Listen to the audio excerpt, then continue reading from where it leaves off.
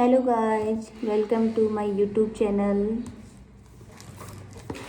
और जयपुर में सर्दी कम हो गई है तो पढ़ाई अच्छे से हो सकती है, ठीक है।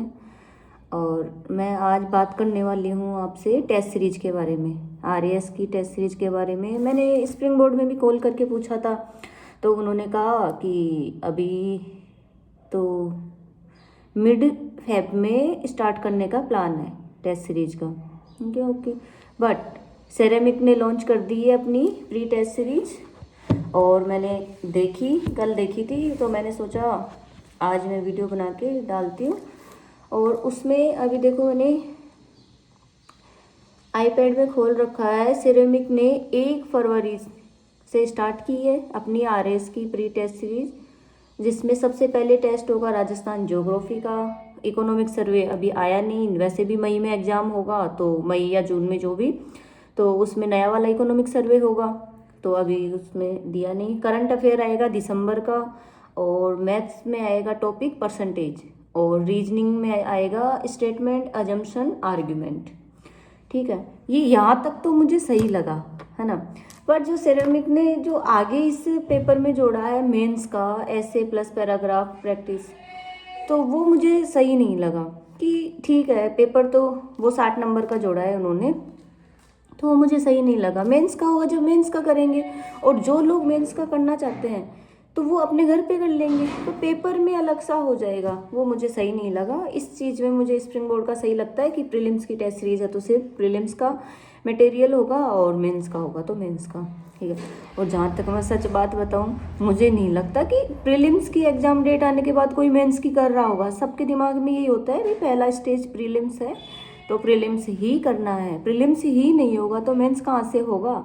तो पहले एंट्री तो हो, अंदर एंट्री नहीं होगी तो उस मेंस की तैयारी का क्या करेंगे। तो ये, और वैसे भी इस बार लग रहा है कि मेंस में अच्छा खासा टाइम देंगे, क्योंकि पिछली 2-3 भर्तियों में काफ़ी हुआ, लोगों ने छात्र छात्राओं ने धरना दिया कि आगे बढ़ाएं, तो ऐसा ना चाहते हुए गवर्नमेंट इस बार पहले ही सफिशिएंट टाइम देगी। तो अब हम बात करते हैं कि पढ़ना कैसे है। राजस्थान ज्योग्राफी के लिए 1 तारीख को टेस्ट है। आज कितनी तारीख है? 22 तारीख है। तो कितने दिन मिले? 8-9 दिन मिले, ठीक है। 8-9 दिन में हमें राजस्थान ज्योग्राफी जिसकी पढ़ी हुई है पहले, अभी जो पहले पहले ये आ रहा है कि भाई मैं पहली बार दूंगा आरएस प्रीलिम्स, तो वो तो उसका तो मैं बता नहीं सकती। वो अपनी मर्जी से जो पढ़ना चाहे, जो अपने इंटरेस्ट के हिसाब से वो करे।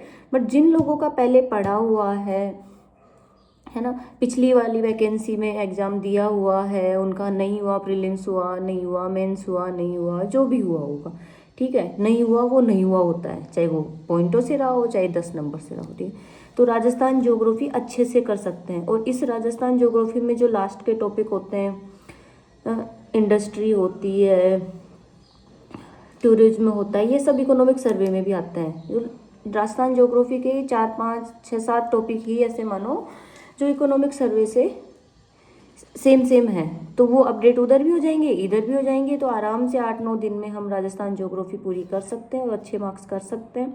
और दिसंबर का करंट अफेयर हो जाएगा। और हाँ, जिनको मैथ नहीं आती, जो आर्ट्स वाले स्टूडेंट हैं, और मेरा तो मानना ये है, ये तो हवा बना हुआ है कि आर्ट्स वाले स्टूडेंट का, बाकी मैंने देखा है कि आर्ट्स वाले स्टूडेंट तो फिर भी कर लेते हैं, क्योंकि वो पहली बार पढ़ते हैं, तो पहली बार कोई चीज़ पढ़ते हैं तो इंटरेस्ट आता है, आर्ट्स वाले तो कर सकते हैं। लेकिन मैंने कई एग्जाम्पल देखे हैं जो लोग मैथ्स के हैं, जो मैथ्स के स्टूडेंट हैं, उनको नहीं आती। वो खुद की पता नहीं हमें कौन दिला दिया यार 11th क्लास में मैथ्स, हमें तो कोई इंटरेस्ट ही नहीं था, ये था।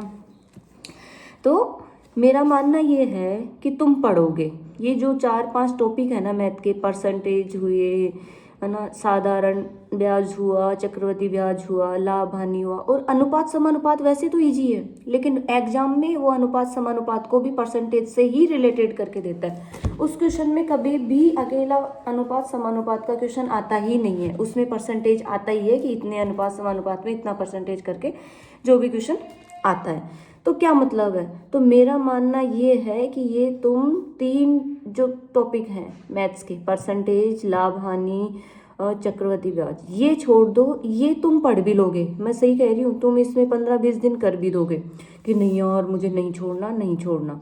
और फिर मैं दावे के साथ कह सकती हूँ कि तुम लोग वहाँ एग्जाम हॉल में ये अटेम्प्ट ही नहीं कर पाओगे, इतने लेंथी क्वेश्चन होते हैं कि तुम अटेम्प्ट ही नहीं कर पाओगे। तो क्या मतलब है, यहाँ पे भी टाइम वेस्ट हुआ, एंजाइटी भी रहेगी, और फिर भी यार मेरी ये तो पहले ही माइंड सेट से जाओ कि नहीं मुझे 150 क्वेश्चन आते हैं RAS प्रीलिम्स में, 150 में से मैं सिर्फ और सिर्फ 145 क्वेश्चन की तैयारी करूँगा। ठीक है, ये 5 क्वेश्चन परसेंटेज, साधारण ब्याज, चक्रवृद्धि ब्याज, लाभ हानि, इनको छोड़ दो। इनके अलावा जो बाद वाले टॉपिक हैं वो आराम से कर सकते हो, माध्य माध्यिका हुए, बारंबारता हुई, ये सब आराम से कर सकते हो। ठीक है, और ये इजी क्वेश्चन भी आते हैं, क्वेश्चन भी इतने लेंथी नहीं आते, तो वो करो ना तुम। 5 क्वेश्चन, टोटल 10 क्वेश्चन आएंगे मैथ्स में, उनमें से 5 की तैयारी करो, 5 को छोड़ दो। और मैं ये दावे के 100% कह सकती हूँ कि तुम इन 5 के ही लगे रहोगे। तुम लोग ढीठ हो, तुम नहीं मानोगे, इन 5 के ही लगे रहोगे और ये 5वां अटेम्प्ट नहीं करोगे। तो मेरा मानना है ये इनको छोड़ो। ठीक है, सिर्फ और सिर्फ 100। हाँ, इनकी जगह कई स्टूडेंट्स ऐसे होते हैं कि इनको तो कर लेंगे कि नहीं नहीं यार मैथ्स तो करना ही है, और वो जो मॉडर्न हिस्ट्री है, मिडेवल है, एंशियंट है, उनको छोड़ देंगे। मैं क्या कह रही हूँ, अब जो चल रहा है ना ट्रेंड RPSC का, उसमें जो पहले होता था ना 2021 की भर्ती में कि अरे यार हिस्ट्री छोड़ दो, मेंस में देखेंगे, मेंस में पढ़ेंगे, अब नहीं है ना, छोड़ देते हैं, इतने क्वेश्चन आते हैं। नहीं, 3 क्वेश्चन भी हम तीनों में से मानते हैं ना, मिडेवल में से, मॉडर्न में से, एंशियंट में से, तो भाई 9 क्वेश्चन होते हैं, और 9 क्वेश्चन की बहुत वैल्यू होती है आज के टाइम के ट्रेंड के हिसाब से RPSC के। तो ये 5 क्वेश्चन छोड़ो, इसके अलावा तुम्हें कुछ नहीं छोड़ना। हिस्ट्री करनी है, बहुत इम्पोर्टेंट है, मत छोड़ो।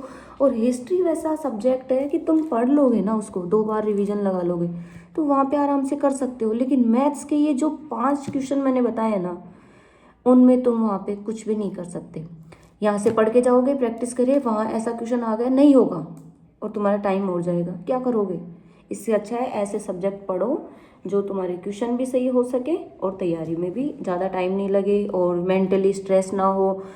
ठीक है, तो ये जो परसेंटेज है, जो इसको छोड़ना चाहते हैं वो छोड़ दो। और सबसे बड़ी बात, मेरे मतलब दोस्त हैं बहुत सारे ऐसे जिनका पढ़ा हुआ बहुत होता है, लेकिन उनको पेपर अटेम्प्ट नहीं करना आता कि कैसे करें। कई तो ऐसे होते हैं कि अरे यार मैंने तो पूरे ही कर दिए, तुक्का लगा दिया। मैं हाथ जोड़ के कहती हूँ, तुक्का प्रणाली से बचो। कुछ नहीं होता है ये तुक्का उक्का लगना। जो तुम्हें आता है ना, जो तुम्हें आता है कि हाँ मैं श्योर हूँ, वो ही तुम क्वेश्चन करो अटेम्प्ट, उसके अलावा तुम छोड़ दो, है ना। वहाँ मज़े लेने के लिए मत जाया करो। ठीक है, नेगेटिव मार्किंग होती है। तुमने किए 10 क्वेश्चन अटेम्प्ट सही, ठीक है, कि सही मैंने 10 कर दिए, फिर तुम 5 में ये सोच रहे हो कि अरे यार 5 तो मैं देखता हूँ, तो वो 5 भी गलत हो गई तो 1/3 नेगेटिव मार्किंग है। और अगर तुम 5 नहीं करोगे और सिर्फ 10 ही क्वेश्चन अटेम्प्ट करोगे तो 10 के तो मार्क्स आएंगे ना तुम्हारे, कटा तो नहीं ना। लेकिन उस 5 के चक्कर में ये 10 के तो कट जाएंगे। तो और ये मेरा खुद का एक्सपीरियंस है। मैंने भी बहुत पेपर में मज़े लिए, अरे यार करके देखती हूँ, सही हो जाएगा तो अच्छे हैं, नहीं होगा तो उसकी तो सोचते ही नहीं है कि नहीं होगा। तो मेरा खुद का एक्सपीरियंस है ये। तो प्लीज़ नेगेटिव मार्किंग से बचो। और ये जो मैंने कई वीडियो देखे हैं यूट्यूब पे, कई लोगों की व्यू कि इतनी प्रायिकता होती है सही होने की, गलत होने की, भाई मेरी तो 100% प्रायिकता गलत निकली है। सच बता रही हूँ, मेरे तुक्का मारने की जो प्रायिकता, मैंने कई यूट्यूब पे वीडियो देखे हैं कि इतने 5 में से इतने सही करते हैं तो 3 के सही होने की प्रायिकता 3 के सही होने की होती है और 2 के गलत। अगर वो 5 में आपस में देखें तो सही हो जाता बराबर। लेकिन मैं खुद के एक्सपीरियंस से कहती हूँ, और मेरे जैसे बहुत सारे हैं, 100% मेरी प्रायिकता गलत हुई है भाई। नेगेटिव मार्किंग मेरा सही नहीं, वो जो तुक्का लगाती हूँ ना मैं, कि सोचती हूँ चलो देखते हैं, मेरा सही नहीं हुआ आज तक। और उसके चक्कर में उसके चक्कर में मेरे जो सही होते हैं ना वो मार्क्स और चले जाते हैं। जब मैं सही सही क्वेश्चन क्या मार्क्स जोड़ती हूँ वो मेरे इतने सारे हो जाते हैं, और फिर जब मैं उधर नेगेटिव जो तुक्का मारा हुआ होता है ना वो उनको भी खा जाते हैं। क्या मतलब?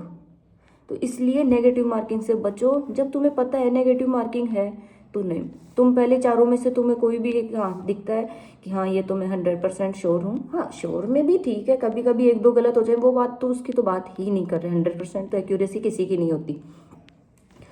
तो उसमें से आपको अटेम्प्ट करना है कि हाँ ये तो मुझे आ ही रहा है। उसके बाद आपको जो दो ऑप्शन में लग रहा है कि यार नहीं, दो ऑप्शन में लग रहा है कि यहाँ है, उनमें बहुत कम रिस्क लो, बहुत कम। जिसमें हमें लग रहा है कि ठीक है ले लो, तुम्हें लग रहा है पढ़ा हुआ है वो माइंड में आ रहा है, पर जो पढ़ा हुआ ही नहीं है, क्वेश्चन पर समझ में नहीं आ रहा पर आंसर समझ में आ रहे हैं, क्वेश्चन कुछ और ही दे दिया आंसर में, वही झीलों के नाम दे दिए, कुछ भी दे दिया। क्वेश्चन क्वेश्चन पढ़ो पहले, क्वेश्चन अगर समझ में आ रहा है तो तुम देखो ऑप्शन।